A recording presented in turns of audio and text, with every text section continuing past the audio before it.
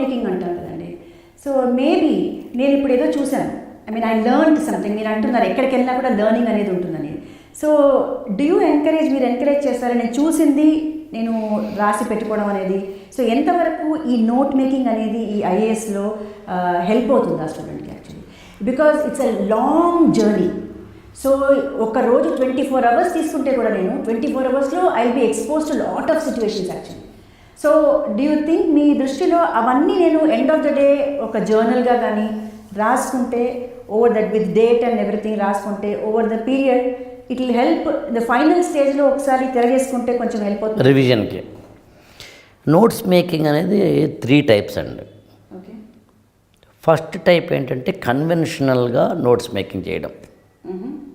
అంటే ఉన్న పుస్తకాన్ని అందులో ఉన్న పాయింట్స్ని యథాతథంగా రాసుకోవడం, అంటే అది చూసి రాసుకోవడం. ఓకే. అందులోనే ఇంకొంచెం లాజికల్గా మాట్లాడితే చూసి రాసుకోవడం అనే దానికన్నా అందులో ఉన్న మేజర్ పాయింట్స్ అన్నిటిని యాజ్ ఈజ్గా తీసుకోవడం. ఓకే. సేమ్ లాజిక్ క్లాస్ వింటున్నప్పుడు కూడా, ఒక ఫ్యాకల్టీ క్లాస్ చెప్తున్నారు లేదా ఆన్లైన్ క్లాస్ వింటున్నప్పుడు ఏ పాయింట్స్ అయితే చెప్పారో వాటినట్టే యాజ్ ఈజ్గా రాసుకోవడం. సో ఇది చాలా ఇంపార్టెంట్ అంటారా అఖిల గారు? బికాజ్ చాలామంది కొంచెంమంది పిల్లలు ఏమంటారంటే నేను వినేటప్పుడు నాకు ఏం డిస్టర్బెన్స్ వద్దు, నేను అలాగే వింటూ ఉంటాను అంటారు. సో ఎంతవరకు నేను ఊరికే వింటూ ఉంటాను, తర్వాత ఆలోచిస్తాను అనడము, తర్వాత ఆలోచించి పెడతాను అనడము, ఆర్ వింటూ ఉంటే నేను రాసుకోవడంలో మీ ఎక్స్పీరియన్స్లో?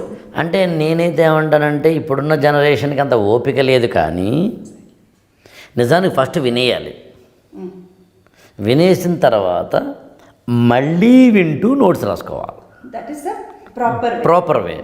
కానీ ఇప్పుడున్న ఫాస్ట్ ఫుడ్ మన పిల్లలకి జనరేషన్కి ఐ డోంట్ థింక్ సో. వాడు ఒకసారి వినడానికే నోట్స్ రాయడానికే చాలా ఇది అవుతుంది. కాబట్టి I don't think so. But వీలైతే అలా చేయడం, ఏది ఏమైనా యాక్టివ్గా రాయడం నోట్స్ మేకింగ్ నెంబర్ 1 అనుకుంటే.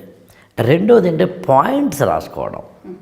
అంటే అందులో ఉన్న వాక్య నిర్మాణం కాకుండా ఎసెన్స్ ఆఫ్ ద సెంటెన్స్ యాక్టివ్గా రాసుకోవడం. How I understood it. Exactly, ఇది పాయింట్స్. ఇంకా మూడవది సినోప్టికల్గా రాసుకోవడం. అంటే ఉదాహరణకి నేను ఒక హిందూ పేపర్లో ఆర్టికల్ చదివాను అనుకోండి, మొత్తం అంతా ఒక రీడింగ్ ఇచ్చేసాను అనుకోండి, అప్పుడు నేను పెన్ ఏమీ పేపర్ మీద పెట్టలేదు. అంతా నేను చదివిన తర్వాత నాకు ఐడియా వచ్చింది, ఒక అవగాహన వచ్చింది. ఇప్పుడు నేను దీన్ని అక్కడ ఉన్న మొదటి పేరాలో 3 వాక్యాలు నాకు ఇంపార్టెంట్ అనుకుంటే 3 వాక్యాలు తీసుకుంటూ రాసుకోవడం మొదటిది.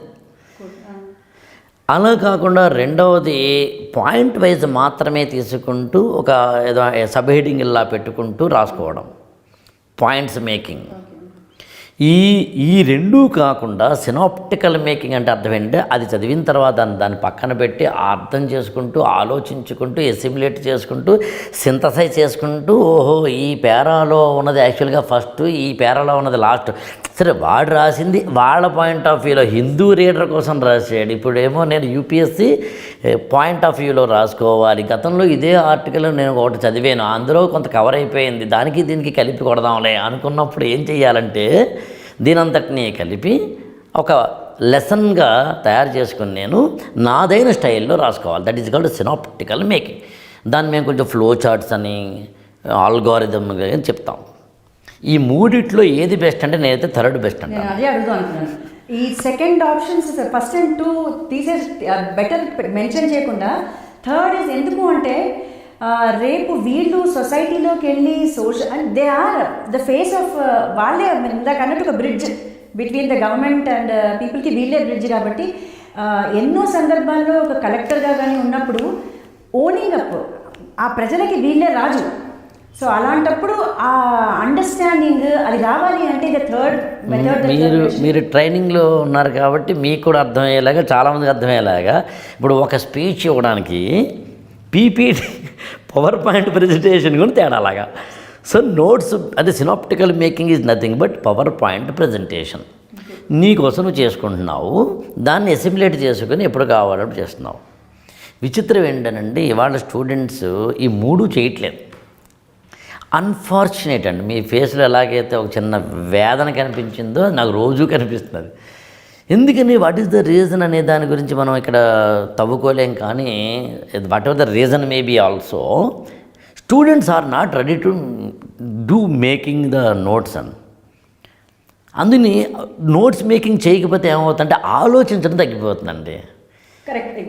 ముఖ్యంగా సినాప్టికల్ మేకింగ్లో నువ్వు ఎందుకంటే అది చదవాలి, చదివిన తర్వాత ఆలోచించాలి, ఎసిమ్యులేట్ చేసుకోవాలి, దాన్ని రీఅరేంజ్ చేయాలి. ఇన్ని చెయ్యవు నువ్వు. ఇంకా అందులో ఏం చేస్తారు, చాలామంది నోట్స్ మేకింగ్ అంటే యాక్టివ్గా రాసి వెళ్ళిపోతారు. అది కూడా అవసరమే.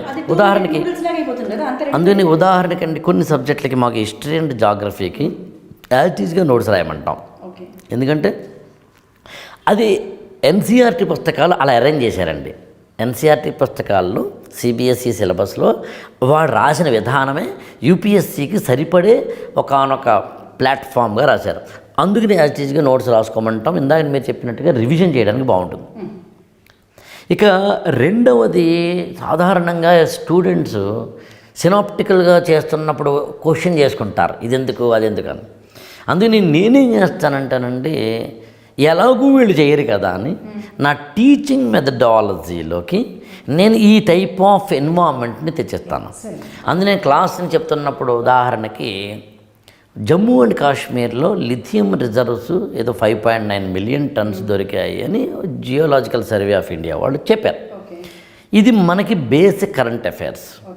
న్యూస్ పేపర్లు ఏం చేస్తాయంటే దీని మీద 5.9 మిలియన్ టన్స్ దొరికాయని చెప్పి దాని మీద ఆయా న్యూస్ పేపర్లను బట్టి వాళ్ళ అప్రోచ్ని బట్టి పాలసీస్ని బట్టి వాళ్ళు దాని మీద మనకి ఇన్ఫర్మేషన్ ఇస్తారు.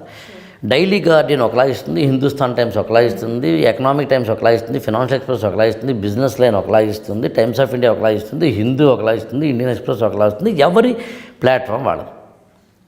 నేనేం చేస్తానంటే ఇప్పుడు యూపీఎస్సీలో అడిగే ప్రశ్న ఎక్కడ దొరికింది, కాశ్మీర్లో ఏ జిల్లాలో దొరికింది, ఫలానా జిల్లాలో ఎంత దొరికింది అని అడగడు. నేను ఇప్పుడు నెక్స్ట్ అదే అడుగుదాం అనుకున్నాను. ఇన్ఫర్మేషన్ ఓకే సార్, దాన్ని మనము how do you put it across in right way, subjectivity లేకుండా మనకు వచ్చేస్తుంది. ఒక వ్యక్తిగతం అనేది వచ్చేస్తుంది అక్కడ. అది లేకుండా మనం ఎలా పెడతామని అప్పుడు ఏం చేయాలి, కాహో లిథియం దొరికిందట, ఇంత పెద్ద భారీ రిజర్వ్స్ దొరికినాయట అనే దాన్ని బేస్ చేసుకుని అసలు లిథియం ఏంటి, పీరియాడికల్ టేబుల్లో లిథియం స్థానం ఏంటి, దాని అటామిక్ నెంబర్ ఎంత, మాస్ నెంబర్ ఎంత, అన్నిటికన్నా ఇంపార్టెంట్ ద మోస్ట్ ఇంపార్టెంట్ దాని యూజెస్ ఏంటి, ఏ రంగాల్లో యూజ్ చేస్తాము, ఇన్ని మిలియన్స్ టన్స్ దొరికినాయి అంటే మనం ఎందుకంత సంబరపడిపోవాలి, అసలు ఎక్కడి నుంచి మనం లిథియంని ఇవాళ ఇంపోర్ట్ చేసుకుంటున్నాము ప్రపంచ దేశాల్లో, ఇంతకుముందు ఎప్పుడు మనకి ఎంతటి భారతదేశంలో దొరకలేదా, దొరకపోతే ఏంటి, క్రిటికల్ మినరల్స్ అంటే ఏంటి, రేర్ ఎర్త్ మినరల్స్ అంటే ఏంటి అని నీ ఓపిక. అంటే నువ్వు ఫిజిక్స్లో చదివింది, కెమిస్ట్రీలో చదివింది, జాగ్రఫీలో చదివింది ఇక్కడ కనుక కలిపితే నోట్స్ అయింది. నేనేం చేస్తానంటే ఇది ఎలాగూ స్టూడెంట్ ఇంతలా చేసుకోలేకపోవచ్చు కాబట్టి నేను అలాంటి టాపిక్స్ ఏదైతే కరెంట్ అఫైర్స్లో వస్తాయో వాటిని తీసుకుని ఈ చెప్పేటప్పుడు అక్కడ ఉన్నది చిన్నదే, కానీ దాన్ని నేను దాదాపు 2-3 గంటల క్లాసుగా 2-3 రోజుల పాటు దాన్ని అందులో ఉన్న ఎంత దూరం వెళ్ళాలో చెప్పేసి అలా ఇంకొక టాపిక్లోకి వెళ్తూ ఉంటాను.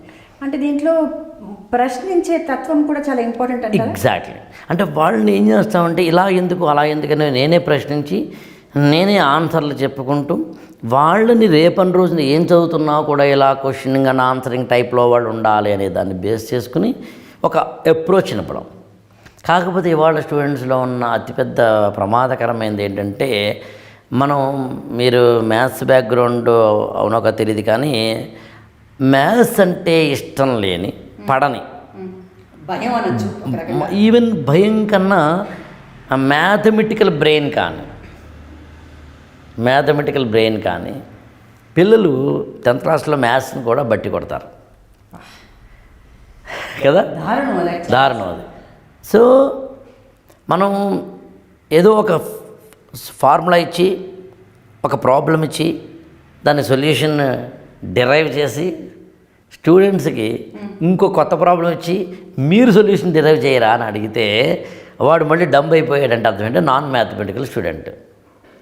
అలా ఇవాళ స్టూడెంట్లకి మనం ఎన్ని రకాలుగా మిడిల్ క్లాస్ గురించి మనం ఎన్ని క్లాసులు చెప్పినా ఇండియన్ మ్యారేజ్ యాక్ట్ గురించి ఎన్ని క్లాసులు చెప్పినా, లిథియం లాంటి వాటి గురించి ఎన్ని క్లాసులు చెప్పినా, హైడ్రోజన్ ఎకానమీ గురించి ఎన్ని క్లాసులు చెప్పినా, ఇలా చెప్పుకుంటూ వెళ్ళినా యాజ్ ఎ స్టూడెంట్గా వాళ్ళకి కొత్తది ఇలా ఆలోచించాలి అనే తపన లేదు.